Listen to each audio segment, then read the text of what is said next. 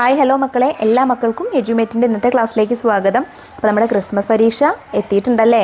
13-ാം തീയതി മുതലാണ് നമ്മളുടെ പരീക്ഷ സ്റ്റാർട്ട് ചെയ്യുന്നത്. അപ്പോൾ നമുക്ക് ക്രിസ്മസ് പരീക്ഷയുടെ ടൈം ടേബിൾ നോക്കിയാലോ. 13-ാം തീയതി മുതലാണ് നിങ്ങൾക്ക് എക്സാം സ്റ്റാർട്ട് ആവുന്നത്.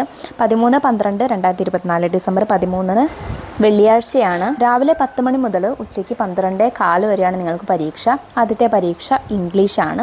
പിന്നെ അടുത്തതായിട്ട് 16-ാം തീയതിയാണ്, തിങ്കളാഴ്ചയാണ് 16-ാം തീയതി വരുന്നത്. അതും രാവിലെ 10 മുതൽ ഉച്ചയ്ക്ക് 12:15 വരെയാണ്.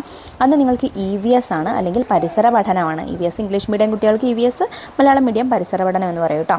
ഇനി അടുത്തത് മൂന്നാമത്തെ പരീക്ഷ 17-ാം തീയതിയാണ്. 17-12-2024 ഏത് ദിവസമാണ് മക്കളെ? ചൊവ്വാഴ്ചയാണ്. ചൊവ്വാഴ്ച നിങ്ങൾക്ക് രാവിലെ 10 മണി മുതൽ ഉച്ചയ്ക്ക് 12:15 വരെ ആയിരിക്കും പരീക്ഷ ഉണ്ടായിരിക്കുക. അന്ന് അറബിക്കാണ്, അല്ലെങ്കിൽ സംസ്കൃതമുള്ള കുട്ടികൾക്ക് സംസ്കൃതമാണ്. പിന്നെ അടുത്തത് 18-12-2024 ബുധനാഴ്ചയാണ്.